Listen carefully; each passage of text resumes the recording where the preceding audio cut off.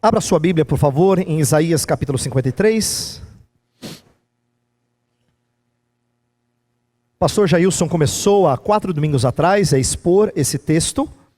Essa é uma poesia, como já foi dito várias vezes, que é construída de uma forma bem bela, bem rica, com uma série de artifícios literários que são encantadores, ao mesmo tempo que repleto de rica teologia e de reflexão sobre a obra de Jesus Cristo. Eu não vou ler todo o texto, mas eu quero ler o trecho que eu vou expor nessa manhã, que é a 4ª estrofe, por assim dizer, desse hino, dessa poesia, versos 7 a 9. 7 a 9, Isaías 53, versos 7 a 9, diz assim: Ele foi oprimido e afligido, e contudo não abriu a sua boca. Como um cordeiro foi levado para o matadouro, e como uma ovelha que diante de seus tosquiadores fica calada, ele não abriu a sua boca. Com um julgamento opressivo ele foi levado. E quem pode falar dos seus descendentes? Pois ele foi eliminado da terra dos viventes. Por causa da transgressão do meu povo, ele foi golpeado. Foi-lhe dado um túmulo com os ímpios e com os ricos em sua morte, embora não tivesse cometido nenhuma violência, nem houvesse nenhuma mentira em sua boca. Estamos expondo esse 4º cântico do servo. Eu disse no passado, numa mensagem dessa série, que Isaías gosta de trabalhar com a ideia de servo. E ele escreve 4 músicas específicas sobre o servo, e essa é a 4ª e última, mais rica, que apresenta o servo como sofredor. Mas depois ele é exaltado como Senhor. Isso lembra um famoso texto de Filipenses 2 que fala que Jesus Cristo não julgou como usurpação o ser igual a Deus, antes a si mesmo se esvaziou, assumindo figura humana, forma de servo, e foi obediente até a morte e morte de cruz. A ideia é de que ele esteve numa descendente de humilhação, depois o Pai o exaltou com um nome acima de todo nome. Nós vamos falar dessa exaltação na última mensagem, no domingo que vem. Pastor Jailson vai nos levar a refletir sobre o final do cântico, que é um final vitorioso, e bate certinho com a Páscoa, que para nós não é só momento de almoçar com a família, nem comer chocolate, mas acima de tudo é a vitória do nosso Redentor Jesus Cristo sobre a morte, trazendo para nós uma perspectiva diferente desta vida. Isto é, nós não encaramos essa vida com medo do que ela tem a nos trazer, porque nada pode nos separar do amor de Deus que está em Cristo Jesus. Então Páscoa para nós não tem que ser uma vez por ano, tem que ser todo domingo. A razão de nós estarmos aqui é porque Ele ressuscitou no primeiro dia da semana. Mas isso vem no domingo que vem. Antes disso, Ele passa por uma semana inteira de intenso sofrimento. As coisas se tornam cada vez mais difíceis, cada vez mais doloridas. É nessa semana que ele tem o famoso momento no jardim do Getsêmani, onde ele sofre angústias que lhe deixam tão aflito que ele pede auxílio de outros, mesmo sendo um homem puro. Isso é muito para ele sofrer sozinho. Ele pede auxílio de outros que orem com ele. Seus discípulos não aguentam permanecer em vigília com ele, então ele é mantido nessa luta sozinho. Nós vamos falar um pouco mais dessa luta, desse sofrimento, dessa postura singular de Jesus Cristo, mas eu vou tentar mostrar hoje mais para o final da mensagem, que ao mesmo tempo que há algumas coisas que só Jesus Cristo fez, há outras em que Ele nos convoca a fazer do mesmo jeito que Ele fez. Deixa eu lembrar daquilo que foi ensinado nas mensagens anteriores, antes de explicar o que a gente vai fazer na mensagem de hoje. Primeira coisa, pastor Jailson deixou claro desde a primeira mensagem da série, e eu repeti isso e ele tem enfatizado, é que a estrutura dessa música é um quiasmo. Criança, se você quiser anotar uma palavra, anota essa palavra, quiasmo, escreve com Q-U-I-A-S-M-O, tá bom? Depois você pergunta para o papai, o que é quiasmo? Então aprenda, adulto, para você explicar para o seu filho. Quiasmo é uma poesia muito bem feita, em que você começa com um tema e termina com ele. E aí, no meio disso, você apresenta um outro tema que você vai voltar a ele. É como uma espécie de estrutura espelhada. E no meio do quiasmo tem a parte principal. Então a primeira estrofe fala da sua exaltação, a segunda do seu sofrimento, a quarta fala do seu sofrimento e a quinta de sua exaltação. Ele vai e volta no mesmo tema. Mas no meio tem o cerne dessa poesia. E é a razão do servo ser um sofredor. É isso que o pastor Jailson explicou no domingo passado. Então ele aplicou para nós o propósito dele sofrer. Ele explicou que a razão dele sofrer não são qualquer falhas ou iniquidades dele. Ele não foi castigado por causa dos seus erros, mas por causa dos nossos erros. Pastor Jailson enfatizou isso bastante. Foi por causa de pecados, mas não dele, nossos. As iniquidades, mas não dele, nossas. E além disso, o pastor Jailson explicou também que essa morte de Jesus Cristo é uma expiação. Expiação significa cobrir o nosso pecado. Ele diz que é uma expiação vicária, isto é em nosso lugar. Ele fez isso em lugar daqueles que creem nele. É uma expiação também propiciatória, que significa Deus é apaziguado. Deus não continua em ira para com você por causa da obra de Jesus Cristo. Não é que Deus é um Deus bravo que precisa de oferenda. O próprio Deus envia o seu Filho para ser apaziguado da sua justa ira. Pastor Jailson também nos lembrou que é uma expiação reconciliatória, isto é, ela nos traz reconciliação, paz e vida plena, comunhão plena com Deus. E por último ele falou que essa expiação, ela é definida, ela é aplicada especificamente ao seu povo. Então tudo isso a gente ouviu domingo passado. E a última coisa que eu quero dizer de domingos anteriores, que eu vou usar nessa mensagem, é que pastor Jailson disse desde o começo que essa era uma ótima série para a gente trazer pessoas que nos visitam para os grupos, para o culto, para a eles ser apresentado a obra de Jesus Cristo, para eles conhecerem o que Jesus Cristo faz por pecadores. Então eu quero tomar esse ímpeto de evangelização, de testemunho, e voltar a essa ênfase no final desta mensagem, tá?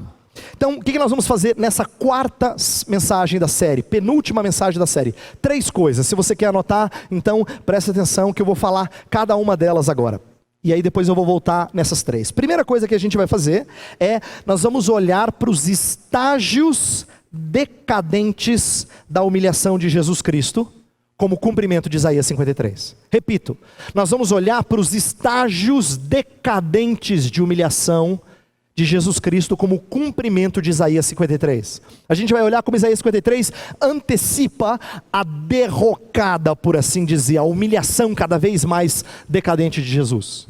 Segunda coisa que a gente vai ver é como é que o servo, Jesus Cristo, reage de forma submissa em face a essa injustiça. Isto é, diante dessa injustiça que é praticada para com ele, como é que ele reage? De forma submissa, humilde. A gente vai olhar e para a importância disso e como o texto ressalta isso. E em terceiro lugar, nós vamos olhar para a forma como esse servo, ele tanto transforma a nossa condição para com Deus, quanto a nossa postura em relação ao mundo. Repito, o servo, ele transforma a nossa condição para com Deus, assim como nossa postura para com o mundo. 3 coisas, tá? Eu vou voltar nelas para você guardar. A primeira coisa, então, nós vamos olhar para os estágios decadentes da humilhação de Jesus, como cumprimento de Isaías 53.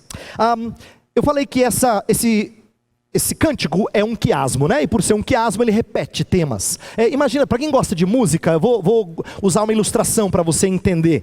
Sabe quando uma música tem um tema, tem uma melodia, que ela começa com ela, depois ela muda um pouco, depois ela volta nessa melodia? A gente fala de retrabalhar o tema fundamental, principal de uma música, né? Isso é muito comum em músicas bem escritas. Elas vão usar um tema, depois elas vão voltar lá na frente. E músicas ou cantatas ou óperas ou as sinfonias que têm várias partes frequentemente voltam no tema principal. Isaías 53 faz alguma coisa parecida assim. Ele lança certos temas que ele volta a eles. E aqui nós vemos que a segunda estrofe que trata de sofrimento, nós falamos que ela mostra como Jesus Cristo foi a única vítima no sentido pleno. Eu até fiz uma aplicação ao contexto brasileiro em que todo mundo se sente vítima, né? E eu disse assim, olha, na verdade nós não somos vítimas no sentido pleno. É verdade que nós sofremos injustiças, mas nós somos também marginalizadores dos outros. O único que foi inocentemente marginalizado foi Jesus Cristo. Só que nessa quarta estrofe que a gente vai trabalhar hoje, esse tema de sofrimento, ele é retrabalhado, mas agora de uma maneira mais intensa. Por quê? Nos versos 7, 8 e 9, ele vai descrever o que a gente chama de 3 estágios de humilhação. No versículo 7 fala de sofrimento, no 8 fala de morte, e no 9 fala de sepultamento. Sofrimento, morte e sepultamento. Essas 3 palavras combinam com os decadentes estágios da humilhação de Jesus Cristo. Quando a gente estuda em teologia a obra de Cristo, a gente fala que o primeiro estágio da humilhação de Jesus foi assumir uma forma humana cheia de consequências do pecado. Por exemplo, Jesus Cristo, ele é o Filho de Deus, ele é perfeito em toda a sua glória, e quando ele se torna homem, ele não se torna um homem sem doença, sem dor, sem envelhecimento, perfeito, nada disso. Ele assume uma humanidade estragada, por assim dizer.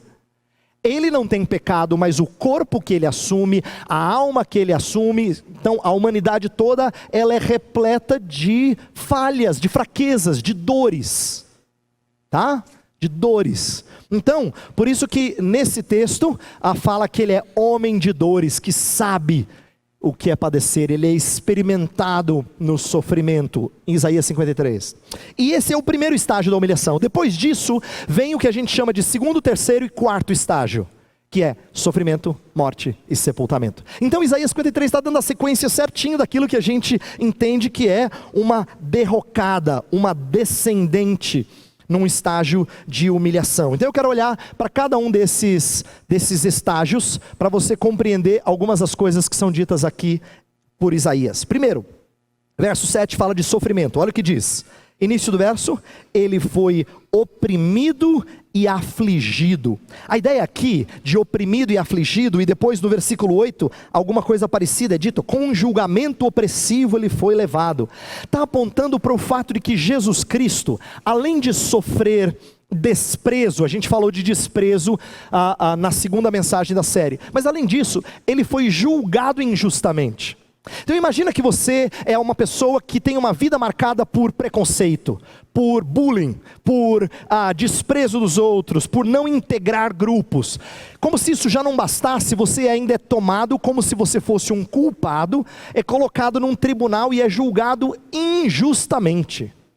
Salvador então aqui é descrito como alguém que foi justo, mas morrendo como se ele fosse injusto. No texto que a gente leu na liturgia, de Mateus 27, lembra, duas vezes, pessoas ímpias, pessoas que não amam a Deus, reconhecem que ele não devia estar ali. A mulher de Pilatos chega para Pilatos e fala assim, não se envolva com esse homem, eu sofri em sonho por causa dele, ele não tem culpa, não se meta com ele, ele não tem culpa. E aí depois Pilatos fala, lava as minhas mãos, porque ele não fez nada. Então, o sangue caia sobre vocês. Eles dizem, caia sobre nós mesmos, né? Então, o texto está falando pela boca de gente que não ama a Deus, de que o Filho de Deus de fato não tem motivo para ter morrido. Nós temos aqui o testemunho de que ele era justo. Além disso, mesmo sendo justo, ele foi aprisionado. O versículo 8, que diz assim, com julgamento opressivo ele foi levado, pode ser traduzido também com a ideia de que ele foi detido, ele foi aprisionado, a ideia de prisão mesmo, de que ele foi restringido. E como se não bastasse, depois desse sofrimento, ninguém dá bola para ele. A pergunta primeira do versículo 8 fala assim, e quem pode falar dos seus descendentes? Na verdade é um hebraico difícil de traduzir, mas a maioria dos estudiosos diz que não está falando de Jesus não ter filhos. Dá a impressão que está falando disso quando a gente lê. Quem pode falar de algum dos seus descendentes? Olha o texto aqui, ó. E quem pode falar dos seus descendentes? Na verdade, como se ele não tivesse tido filho e fosse uma tragédia. Não é isso que o texto está dizendo. O texto está tratando de geração. Então, seria mais ou menos assim: a sua geração, quem considera? Aí você fala, como assim quem considera? O que o texto quer dizer é que ninguém da sua geração considerou a Jesus Cristo, teve estima por Jesus Cristo, preocupação com Ele. Ninguém da sua geração. É por isso que o texto bíblico faz questão de dizer que até os discípulos o abandonaram. Até aqueles que deviam estar com Ele o abandonaram. Quem está ao redor da cruz está fazendo chacota. De vez em quando é que algum vem em defesa de Jesus, mas não é ouvido pelos outros. Ele é alguém que não é atendido pela sua geração. Então, aqui nós vemos que, além do desprezo por aquilo que ele fez durante o seu ministério, ele é desprezado mesmo quando ele está sendo julgado injustamente. Imagina, ele é o justo, morrendo injustamente, e as pessoas estão desprezando ele nessa situação. Mas o texto leva um passo mais adiante, fala não só de sofrimento, fala de morte. Versículo 8, no meio do verso 8, fala assim: pois ele foi eliminado da terra dos viventes. Foi eliminado da terra dos viventes. Aqui está falando de morte, obviamente. E o que tipo de morte ele sofre? Então aqui vem uma lição importante para você aprender. Nessa época do ano, em que falamos da paixão de Cristo e da Páscoa, né? É muito comum a televisão passar assim filme tipo A Paixão de Cristo de Mel Gibson, que é um filme que tenta retratar quão sanguinolento foi o julgamento e o tratamento para com Jesus Cristo, né? Todo aquele esquema montado. Embora não seja errado retratar que ele sofreu muito fisicamente, tem uma coisa que o filme não consegue fazer, nenhum filme consegue falar, é do desamparo de Deus o Pai, aquilo que a gente chama em teologia de morte eterna. Jesus Cristo sofreu aquilo que é equivalente ao que pessoas sofrem no inferno, quando elas são desamparadas pelo conforto e o alento de Deus. Elas são afastadas do alento de Deus. Então, Jesus Cristo sofre isso, só que ele não sofre isso por causa dos pecados de um, ele sofre isso pelos pecados de todos os seus remidos. Nós dizemos que Jesus Cristo sofre morte eterna, não extensivamente, mas intensivamente. Naquele momento de cruz, não é à toa que tudo escurece para expressar o horror do sofrimento do Salvador. Então, além de sofrer, ele morre e experimenta aquilo que a gente chama de morte eterna. Agora, por quê? Por quê? O texto responde. Versículo 8 fala: por causa da transgressão do meu povo, ele foi golpeado. Por causa da transgressão, por causa do pecado do meu povo. O pastor Jailson já expressou isso bem enfaticamente na mensagem passada, que Jesus Cristo morre pelos pecados do seu povo. E eu quero só reforçar aqui algo que está ainda mais claro aqui nessa estrofe do que na estrofe anterior. Aqui ele fala que o sofrimento é pelo meu povo. Jesus Cristo dá a sua vida pelo seu povo. Ele não dá a sua vida só para dar um exemplo de como ele morre por pessoas. Ele dá para um grupo específico de pessoas que ele quer resgatar, que ele quer salvar. E essa morte horrenda foi pelo seu povo. Em terceiro lugar, existe o sepultamento. Verso 9 fala: foi-lhe dado um túmulo com os ímpios, com os ricos em sua morte.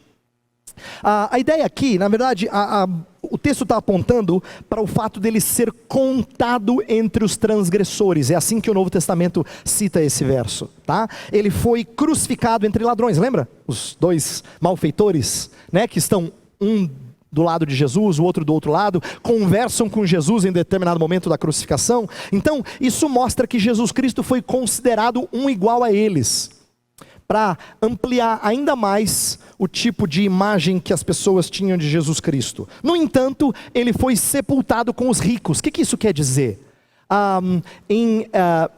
O texto está tentando mostrar como os homens desprezam a Jesus Cristo, mas na providência de Deus, José de Arimateia providencia um túmulo novinho para Jesus Cristo ser sepultado. Um túmulo de gente rica, não de malfeitor. O que esse detalhe da crucificação e do sepultamento nos ensina? Que mesmo que nós desonremos o Filho, o Pai lhe honra. O Pai presta honra a Ele. É por isso que os discípulos vão tentar cuidar do corpo. É por isso que José de Arimateia e Nicodemos, aquele homem que primeiro teve vergonha de apresentar-se diante de Jesus em plena luz do dia, no momento da morte de Jesus, ele está ali para ajudar a sepultá-lo. Então, essa humilhação foi decadente. Morte, sofrimento, morte, sepultamento. Para nós, sepultamento parece assim que descansou. A gente costuma dar essa ideia, mas eu acho que a gente perde de vista porque que sepultamento é um momento de luto mesmo. Não é que não haja esperança para o crente, claro que existe, mas é um momento de luto porque é sinal de que a morte nos pegou. O castigo do pecado veio sobre nós. Quando Deus falou para Adão e Eva que por causa do pecado deles, o homem voltará ao pó, está dizendo que seria revertido. Tudo aquilo que ele havia recebido e se tornou alma vivente, agora ele se tornaria pó. Ele voltaria a ser pó. Tu és pó e ao pó voltarás. Então, a ideia de sepultamento é de ser humilhado. É a punição de quem volta a ser pó. Ele está entre os mortos, foi parte da humilhação. E por que ele foi humilhado? Por que ele foi humilhado? Aí eu pensei numa coisa, quando eu estava estudando esse texto, eu falei assim, por quê? É importante a gente entender, porque era necessário ele ser humilhado. Na Escritura, presta atenção, Deus sempre humilha o soberbo. Deus sempre humilha o soberbo. E como Jesus Cristo assumiu o nosso pecado, e pecado é soberba, ele precisava ser humilhado. A humilhação não era só uma demonstração de como Deus ama você simplesmente, era uma demonstração de castigo de Deus sobre qualquer pessoa soberba. E pecado sempre é soberba. Presta atenção em como isso é sério acerca do que eu faço, do que você faz. Todas as vezes que você peca, você está dizendo que você sabe melhor do que Deus que caminho você tem que trilhar. Você está dizendo que você sabe melhor. Sabe quando a criança não ouve o pai e a mãe? E ela diz, não, vou fazer do meu jeito. É exatamente assim que a gente age, de forma soberba, de forma arrogante, todas as vezes que a gente trilha o nosso caminho.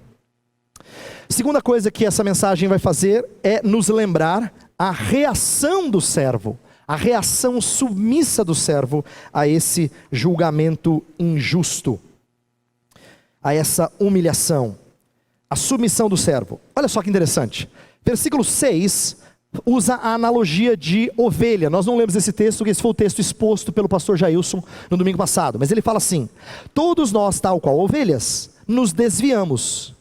Verso 7, e contudo não abriu a sua boca, como um cordeiro foi levado para o matadouro, e como uma ovelha que diante de seus tosqueadores fica calada, ele não abriu a sua boca. A analogia de ovelha é usada no 6 negativamente, e no 7 positivamente. O que a ovelha tem de fraco? O que a ovelha tem de defeito? Ela se desvia como animal tolo, insensato, e não sabe o caminho de volta. Não tem condições de voltar para casa. Ela precisa do seu pastor e buscá-la. Nós somos como ovelhas. Mas o que a ovelha tem de positivo?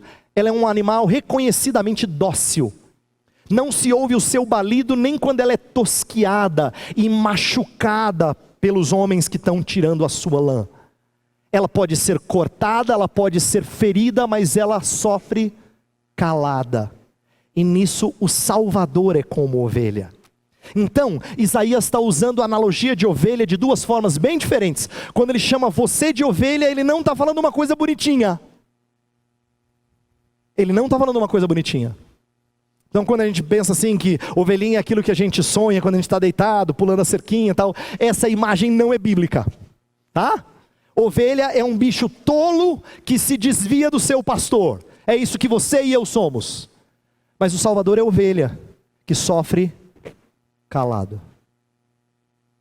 Ele não abriu a sua boca. Sabe o que me espanta nisso? E essa foi uma das coisas mais bonitas que eu aprendi ao estudar esse texto essa semana. Deus nunca impediu o seu povo de clamar por socorro, de clamar por reparação quando era oprimido e rejeitado. No começo da história de Moisés, livrando o povo do deserto, diz assim que o povo estava sofrendo debaixo de Faraó, e eles clamaram ao Senhor, e o Senhor ouviu o seu clamor. Aí começa a história de chamar Moisés para ser o libertador do povo. No decorrer do livro de Salmos, a gente várias vezes vê salmos em que o salmista fala assim: Senhor, livra-me dos meus perseguidores, livra-me dos meus inimigos. Várias vezes o salmista repete isso. Tem vários salmos que trabalham isso. Nós lemos um pedacinho de um: amo o Senhor porque Ele me livrou, Ele ouviu a minha voz e me livrou. Mas tem vários outros. E quando Paulo foi perseguido, Paulo e Silas foram presos injustamente, lançados na prisão, depois foram açoitados, e aí os soldados, por ordem dos superiores, disseram: agora saiam. Aí Paulo falou assim: nada disso, sou cidadão romano, sofri injustamente, agora vocês falem com o superior de vocês, que eles venham nos soltar, não vocês. Fácil, né? Fácil eles cometerem as injustiças, depois mandarem os capatazes deles livrar-me. Não, quero que os superiores venham aqui. Aí os superiores ficam assim apavorados quando ouvem falar que ele é um cidadão romano, que ele tem direitos, e esses direitos foram feridos. Mas Deus nunca condena essa atitude de Paulo. Agora, por que isso chama a minha atenção? Porque isso foi precioso para mim. Deus diz sim para você todas as vezes que você clama. Ele diz: tudo bem, você pode clamar, eu quero que você clame. Mas porque Ele precisou dizer não para o clamor do seu Salvador. Jesus é o único que não pôde clamar por socorro. Ele é o único que não pôde clamar por socorro. Por isso que o texto que a gente leu fala que Ele não abriu a sua boca. Lá em Mateus 27 fala que Ele não respondeu. Pilatos ficou pasmo. Diante de tanta acusação, você não vai falar nada, Jesus? Nada. Nada. Ele ouviu e Ele não abriu a sua boca. Existe uma coisa aqui que me espanta e que eu quero que nós aprendamos. Jesus foi humilhado, eu disse na primeira parte, mas agora Ele tem uma reação submissa, humilde. Essas duas coisas são muito diferentes na nossa língua. Quando a gente fala assim que eu passei por humilhação, você fica muito bravo. Mas se você fala assim que fulano é humilde, você fala assim: olha só que homem crente. Nós não temos costume de juntar esses dois conceitos, mas eu acho que neste mundo, esses dois conceitos precisam ser unidos. Presta atenção. Neste mundo pode haver humilhação e não haver resposta humilde. Mas para ter resposta humilde, é preciso haver humilhação. Em outras palavras, neste mundo sofrido, pode haver humilhação sem humildade, mas não pode existir humildade sem humilhação. E por quê? Porque Deus usa esse mundo mau e esse mundo com fraquezas para nos aproximar dEle. Embora Jesus Cristo seja singular como servo sofredor, Deus também nos chama a uma vida em que o poder se aperfeiçoa na fraqueza, diz o apóstolo Paulo. Em que nós somos aproximados dele quando nós somos fracos. Alguns de vocês mais antigos devem lembrar o sermão que eu preguei na Central, vários anos atrás, sobre Sansão, que só foi crente diante do Senhor quando ele foi humilhado. O momento em que ele expressou fé de maneira mais impressionante foi quando ele foi humilhado diante dos seus inimigos. Por quê? Porque Deus usa exatamente o período de humilhação para tirar do seu povo uma reação humilde. Nosso Senhor foi servo humilde, mas para nos ensinar caminho de humildade. E é aqui que eu chego então na terceira e última parte dessa mensagem. Como o Senhor Deus nos transforma de duas maneiras. Ele transforma tanto a nossa condição perante Deus, como a nossa postura em relação ao mundo. Eu quero terminar com a maneira como o Novo Testamento usa esse texto que a gente está estudando. Isto é, como é que os autores do Novo Testamento, inspirados pelo Espírito Santo, como é que eles tomaram Isaías 53, o trecho que a gente está estudando, os versos 7, 8 e 9, a quarta estrofe, e como é que eles aplicam isso? Tá? E a gente vai ver que tem dois textos-chave, são, se eu não me engano, os dois únicos textos do Novo Testamento que citam essa estrofe, os versos 7 a 9 de Isaías, e elas fazem de formas diferentes, mas complementares. E eu quero terminar com a lição que essas duas passagens nos traz, tá? A lição de duas faces complementares de uma postura perante o mundo à luz da nossa condição para com Deus. A primeira passagem é Atos capítulo 8, a gente já leu hoje na ordem de culto. Eu quero que você abra a sua ordem de culto e olhe para alguns versos que eu vou destacar. No começo, diz no verso 27, que havia ali um eunuco etíope, um oficial importante, encarregado de todos os tesouros de Candace, rainha dos etíopes. Esse homem viera a Jerusalém para adorar a Deus e de volta para casa, sentado em sua carruagem, lia o livro do profeta Isaías. É interessante aqui, porque Lucas, que é o autor do livro de Atos, ele vai citar um trecho do profeta Isaías, e é exatamente o trecho da mensagem de hoje. Mas eu quero que você entenda como, na providência de Deus, ele estava lendo provavelmente todo o texto, mas Lucas tira esse texto porque ele é significativo na vida do etíope. Deixa eu explicar para você por que ele é significativo na vida do etíope. Esse etíope era um homem temente a Deus, muito provavelmente, porque ele vai adorar em Jerusalém. Ele é um homem que, vamos dizer assim, embora não fosse judeu, não há indícios de que ele era um judeu, que havia sido afastado, para outras terras, mas ele é um homem que tem temor por esse Deus. A gente não sabe como ele chegou a esse temor, mas ele vai para Jerusalém adorar. Só que ele é eunuco, ele é castrado, e na lei de Moisés, os eunucos não tinham acesso a toda a adoração do templo. Eles eram tratados com um certo grau de impureza. Então, presta atenção, embora ele fosse importante na sua terra, assistente da rainha Candace, em Jerusalém, ele era humilhado, porque lá ele não tinha acesso a todo o espaço de adoração. Mas Isaías profetiza que haveria um dia em que até os eunucos teriam pleno acesso à adoração. Então Lucas faz o quê? Ele pega o trecho em que o servo sofredor sofre desprezo para aplicar isso à vida do eunuco. A ideia é que o servo sofredor remove qualquer obstáculo de impureza e ele cria servos purificados. Presta atenção em como isso é importante, porque se você não entender a lógica do que está acontecendo ali, parece que não faz muito sentido o eunuco dizer assim: então o que me impede de ser batizado? Como é que ele deu esse salto? Ele deu esse salto porque ele entendeu que Jesus Cristo tira qualquer barreira de impureza, ele pode se aproximar diante de Deus. Jesus Cristo o purifica daquilo que na lei de Moisés era considerado uma impureza, e ele agora é trazido para a presença de Deus como alguém puro. Por isso que ele diz assim: então eu quero ser batizado, posso? E Filipe então o batiza. O que esse texto está nos ensinando é que a passagem apresenta a integração de um desprezível à presença do Senhor, porque Cristo se tornou desprezível em nosso lugar. A primeira parte do Evangelho é que Cristo se torna o único santo e honrado, se torna desprezível, para que você, desprezível, seja aceitado de forma honrosa diante do Senhor. Você e eu, desprezíveis, somos integrados à presença de Deus, porque Cristo se tornou desprezível em nosso lugar. Mas isso é apenas parte da história. Apenas parte da história.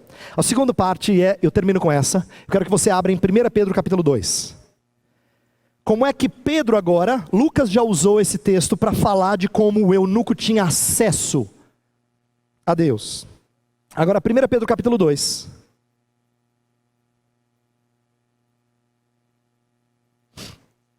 Versos 20 a 23 diz assim. 1 Pedro 2, versos 20 a 23 diz assim: pois que vantagem há em suportar açoites recebidos por terem cometido o mal? Mas se vocês suportaram o sofrimento por terem feito o bem, isso é louvável diante de Deus. Para isso vocês foram chamados, pois também Cristo sofreu no lugar de vocês, deixando-los exemplo para que sigam os seus passos. Ele não cometeu pecado algum, e nenhum engano foi encontrado em sua boca. Quando insultado, não revidava. Quando sofria, não fazia ameaças, mas entregava-se àquele que julga com justiça. Percebe o que o texto está fazendo? Pedro está falando para pessoas que sofriam. A carta de Pedro, ela trata de sofrimento de uma maneira geral, para pessoas que estavam espalhados pelo Império Romano, mas que sofriam debaixo de um império que perseguia o cristianismo. Ele está dizendo então, lembrem-se de que nossa vida ela é marcada por sofrimento, mas isso não é necessariamente ruim. Isso faz parte da vida cristã. Nós devemos aprender com Jesus Cristo como suportar e como enfrentar o sofrimento. Então o que ele faz? Ele cita o texto de Isaías, e ele fala ali no versículo 22, ele não cometeu pecado algum, nenhum engano foi encontrado em sua boca. Em outras palavras, sua reação foi uma reação submissa. Ele se entrega àquele que julga retamente. Ao invés de vingar-se, ao invés de querer os seus direitos, ao invés de dizer, com quem que você pensa que está falando? Ele entrega àquele que julga retamente. É assim que o cristão é chamado a reagir. Então perceba que a Pedro quer ensinar a gente a suportar sofrimentos de forma a nos entregar para o Senhor. E eu quero que você entenda o porquê disso. Então agora olhe comigo ao longo da epístola de Pedro, como Pedro está preocupado com a ideia de testemunho. Presta atenção. Vai para o capítulo 2, versículo 12. Diz assim: vivam entre os pagãos de maneira exemplar, para que mesmo que eles os acusem de praticarem o mal, observem as boas obras que vocês praticam e glorifiquem a Deus no dia da sua intervenção. Está vendo que a postura nossa diante dos homens tem que ser exemplar, para que eles glorifiquem a Deus, para que eles percebam que as boas obras que vocês praticam vêm de Deus, para que eles sejam calados na sua maledicência. Essa é a ideia. Versículo 15. Do capítulo 2 ainda. Pois é da vontade de Deus que, praticando o bem, vocês silenciem a ignorância dos insensatos. Olha o testemunho, olha o impacto sobre as pessoas. Capítulo 3, versos 1 e 2, fala sobre a mulher em relação ao seu marido descrente. Olha só, do mesmo modo, mulheres, sujeite-se cada uma a seu marido, a fim de que, se ele não obedece à palavra, seja ganho sem palavras, pelo procedimento de sua mulher, observando a conduta honesta e respeitosa de vocês. A ideia é que a mulher testemunha ao seu marido, não tanto pelo que ela fala, mas pela maneira como ela suporta as dificuldades sem desrespeito, sem um espírito altivo e soberbo. A ideia então é de testemunho. Por último, no versículo 14 a 16 do capítulo 3, fala assim: todavia, mesmo que venham a sofrer porque praticam a justiça, vocês serão felizes. Não temam aquilo que eles temem, não fiquem amedrontados, antes santifiquem Cristo como Senhor em seu coração. Estejam sempre preparados para responder a qualquer pessoa que lhes pedir a razão da esperança que há em vocês. Contudo, façam isso com mansidão e respeito, conservando boa consciência, de forma que os que falam maldosamente contra o bom procedimento de vocês, porque estão em Cristo, fiquem envergonhados de suas calúnias. Está vendo de novo? A ideia de apresentar a Cristo, mesmo em meio a sofrimento, é para que o testemunho chegue às pessoas. Então eu termino essa mensagem destacando para você uma coisa muito importante, que eu já disse em mensagens passadas, mas faz bastante tempo.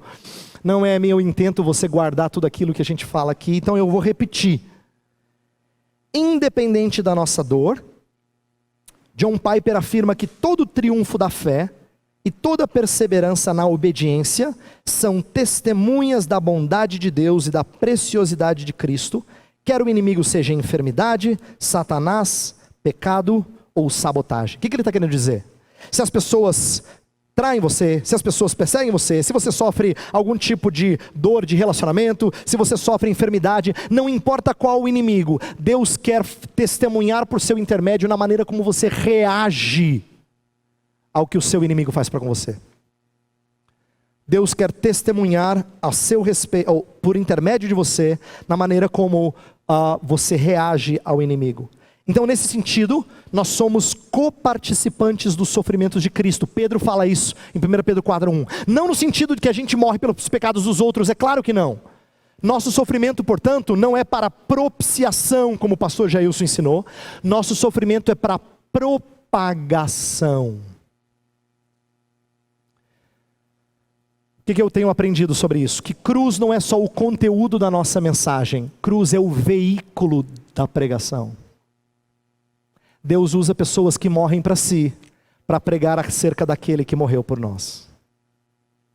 Cruz não é só o que você prega, Cruz, inclusive, é a maneira como você prega. Por isso que nós somos transformados em servos de Deus. E o nosso serviço é tornar a obra de Cristo visível em nós. O que eu quero dizer para encerrar? O Evangelho ele tem que mudar essas duas coisas em nós. Se você é uma pessoa que gosta de Deus, mas que não gasta tempo com o Senhor, é porque você ainda não foi transformado na sua condição para com o Senhor. Porque quando a gente é transformado na nossa condição para com Deus, então a gente quer gastar tempo com Ele. A gente foi reconciliado com Ele. A gente quer gastar tempo com Ele. O Evangelho faz isso. Em primeiro lugar, ele transforma a sua condição para com Deus. Mas em segundo lugar, ele muda a sua postura em relação ao mundo. E essa segunda face do Evangelho que eu quero convocar você a abraçar nessa manhã. Ela muda a sua postura em relação ao mundo. Então, você não pode ser a pessoa que murmura constantemente acerca dos sofrimentos que você tem recebido. Por quê? Porque você não testemunha da maneira submissa que a palavra de Deus nos convoca a fazer. Se as pessoas sabem do seu testemunho, o que eles têm que ouvir da sua boca é acerca das glórias do seu Deus que cuida de você, a despeito da sua dor. Ele não abriu a sua boca. Pedro nos chama a suportar essas coisas com mansidão, com humildade, sem contestar. Eu sei que isso é difícil, mas essa vai ser a maneira como o Evangelho vai brilhar de forma mais impressionante para as pessoas ao nosso redor. Quando eles olharem para pessoas de um mundo repleto de entretenimento, de diversão, de prazeres, de coisas boas para curtir, e alguém disposto a sofrer honrando o seu Senhor. Essa é a maneira mais impressionante de testemunhar. Eu rogo ao Senhor Deus que quando Ele apertar a sua vida, você responda de maneira condizente com a transformação que Ele fez em você. Vamos orar. Ó Senhor, nós somos tantas vezes afligidos com o sofrimento. Tantas vezes nós somos amassados pelas dores deste mundo. Às vezes é a nossa família que nos entristece. Às vezes nós somos afligidos pelo nosso emprego e as condições difíceis que o nosso país tem trazido ao mundo de trabalho. Às vezes nós somos afligidos porque nós não encontramos na igreja aquilo que nós esperávamos. Às vezes nós somos afligidos porque nós não temos amigos, sofremos desprezo, nos sentimos só. Independente do nosso sofrimento, Senhor, nossa oração nesta manhã é que o Senhor venha ao nosso socorro. A Tua palavra nos encoraja a suplicar pelo Teu auxílio, então venha ao nosso socorro. Cuida do nosso coração, sara a nossa dor, dá-nos força enquanto sofremos, Senhor. Mas por outro lado, enquanto o Senhor não nos livra de todos os nossos males, o Senhor espera que nós testemunhemos ao mundo através deles, mediante uma postura humilde e submissa. Então nós agora suplicamos por força vinda de Ti. Dá-nos um espírito humilde, submisso. Tira de nossa boca toda murmuração, toda maledicência, para que nós aprendamos a sofrer de forma semelhante ao Salvador, sem abrir a sua boca. Cuida do Teu povo, Senhor, para que seja um povo que testemunha com vigor e com força do Espírito Santo, mesmo em meio a um mundo quebrado. Nós oramos em nome de Jesus. Amém.